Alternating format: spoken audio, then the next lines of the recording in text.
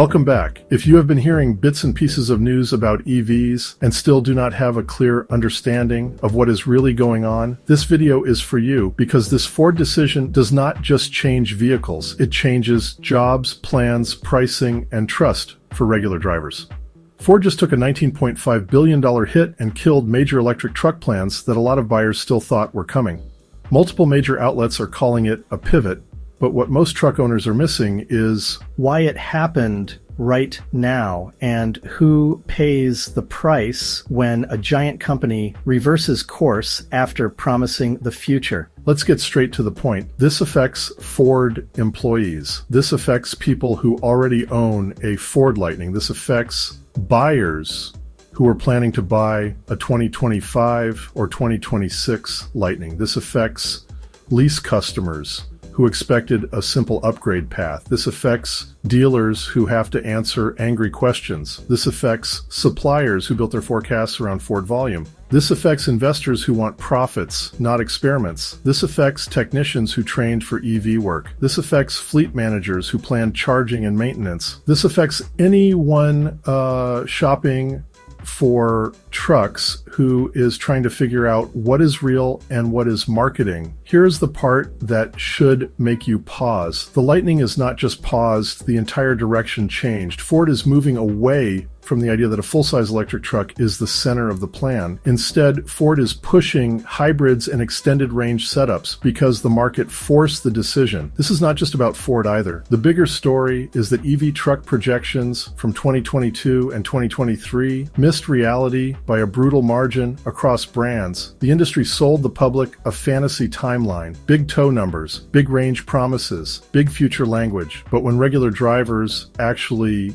priced these trucks, insured these trucks, repaired these trucks, and tried to use them like real work trucks, the excitement hit a wall. A lot of people do not want to hear this, but here is what happened. EV trucks became a status purchase for higher income buyers, not a practical work tool for most regular drivers. And when the incentives changed, that gap got exposed fast. You also have to understand the financial side. Ford has lost huge money on EVs over the last few years. Billions. Not guesses, not rumors. Real reported losses. And companies can tolerate losses for only so long before the spreadsheet wins. At a certain point, the market does not care how cool the idea is. The market cares if the product makes money. Now add this. When the $7,500 credit disappears, demand can drop fast because the price difference becomes impossible to ignore. On top of that, charging access is still uneven. People who do not have a garage do not want to gamble on home charging. People who live in apartments do not want to build their week around a charger. People who tow long distance do not want surprise planning. And people who just want a truck that works do not want to feel like they are running an experiment. This is why Ford started talking about hybrids like they are the bridge customers actually want. A hybrid feels familiar, it feels safer, it reduces the fear of getting stuck, it reduces the fear of charging problems, it reduces the fear of resale value, and it reduces the fear that you are buying into a story that gets rewritten after you sign. Now pause for a second because this chart explains everything you need to know about why Ford made this decision. On the left, you see what EV truck sales were projected to be just a few years ago. These were the numbers buyers, investors, and even employees were shown. On the right, you see reality. This gap is not small. It is massive.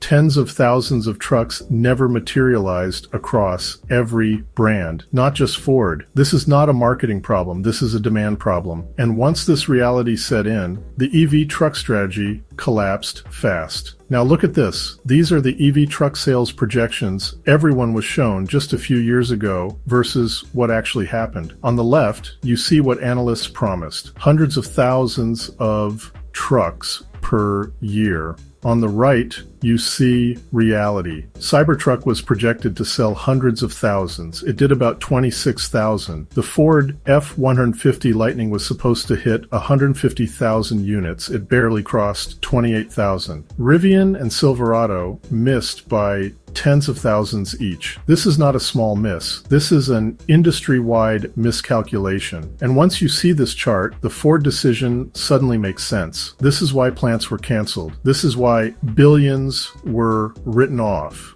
This is why the strategy changed. Because the market did not move the way executives and analysts told buyers it would. Now we need to connect this directly to the CEO, Jim Farley, because he is the one selling the message to investors, buyers, and employees. He is the face of the decision, and he is the one explaining why Ford is changing direction. Jim, thanks very much for joining us. This is a major pivot, to say the least, but I think we could all see it coming because the consumer basically helped make this decision for you. Tell us what's driven these plans. Well, as you said, it was really the customer changing their decision. You know, we saw hybrids really take off last couple of years, like, you know, last month we had 30% increase in our hybrid sales. We're now number 3 in I think we're 80% hybrid market share in trucks. So we saw this happening. We also saw the more expensive EVs, you know, really suffer in the market, and the more affordable EVs to do better. And then the last couple months, it really was remarkable. The EV market in the US went from 12% in the industry to only 5%. And that really, in the end, was the big decider for us. But look, we're going to 50% electric. It's going to be hybrids and E-revs and electric. It won't be just pure electrics. When you hear Jim Farley describe it, it sounds logical. Customer choice, market signals, profit discipline. But what you should be asking is this: if the customer made the decision, why did Ford keep expanding EV capacity until the collapse was obvious? If the customer changed their mind, why did Ford sell the future so hard and so recently and then reverse course with one massive financial hit? This is where the trust problem starts. Ford built hype, then reality arrived, and then the plan changed, and the people in the middle are the ones who get burned. Let's talk about what gets buried in headlines. When a company takes a write-down like this, it is not just a number. It is canceled production, it is canceled supplier contracts, it has canceled jobs in certain areas. It has delayed tech. It has delayed products. It is a reorganization of teams. It is a morale hit inside the company.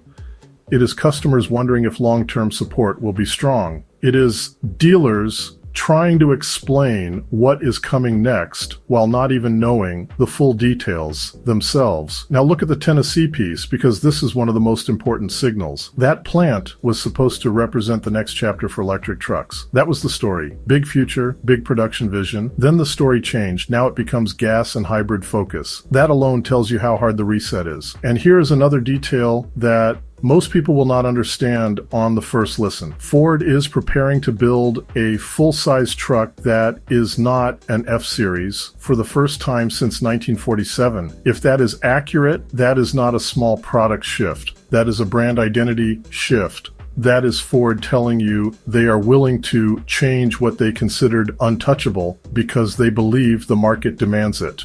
Now let's talk about why EV truck buyers backed away. The marketing leaned on towing power and shock value. Train towing, big stunts, big headlines, but real-world towing range is where the dream got punched in the mouth. Regular buyers heard about the big capability, then they saw the practical limits, and they pulled back. Even people who tow only a few times a year started repeating the same fear. I do not want to plan my trip around range and charging. Then there is repair reality.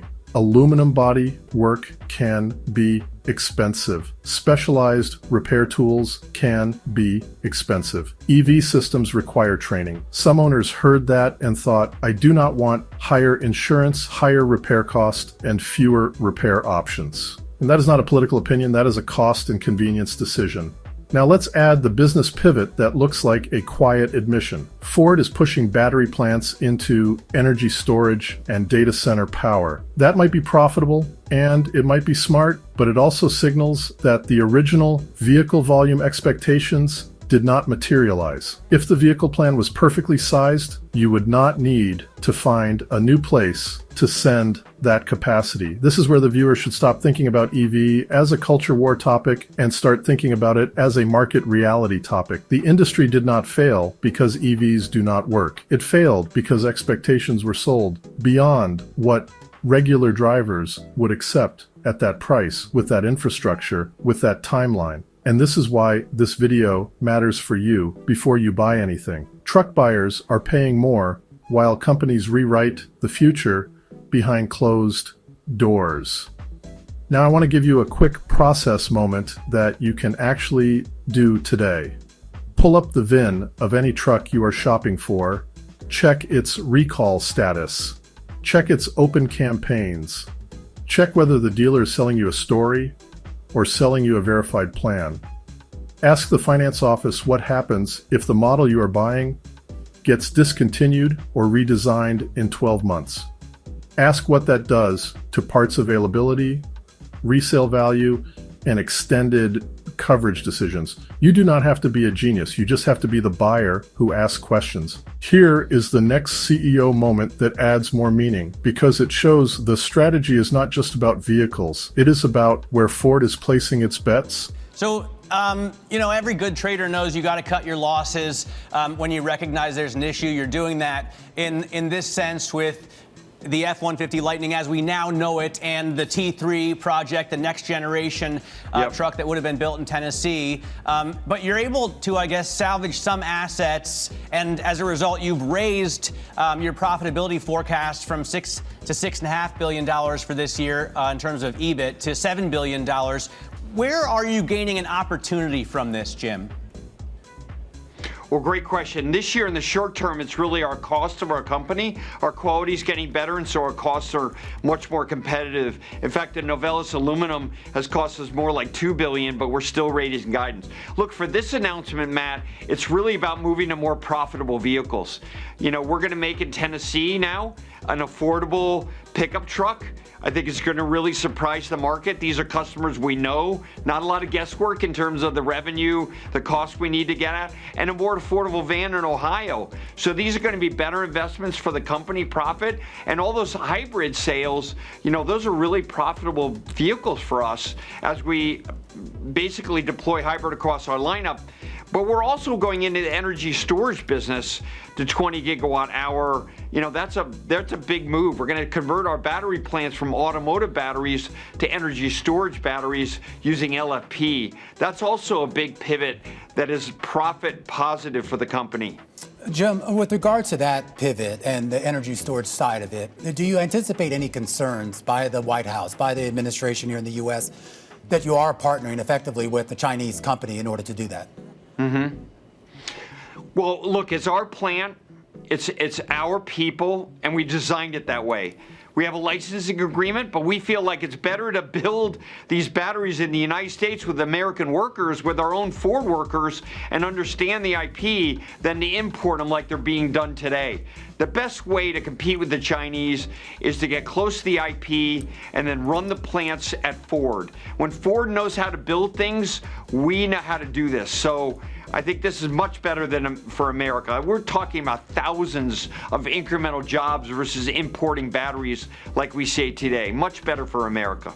After that clip, here is the real question that matters. If Ford is pivoting this hard, how many other automakers are about to do the same thing? And what does that mean for anyone shopping for an EV truck right now? Because once the market changes, the narrative changes fast. The same people who told you the future was locked are now telling you the future is flexible. The same people who told you all electric was inevitable are now telling you hybrid is the bridge. The same people who told you the big electric truck was the centerpiece are now telling you affordability is the new mission. These shifts are not evil. They are business. But you cannot buy a truck based on marketing. You buy based on reality. So here is what you should take away. If you own a Lightning, do not panic, but pay attention.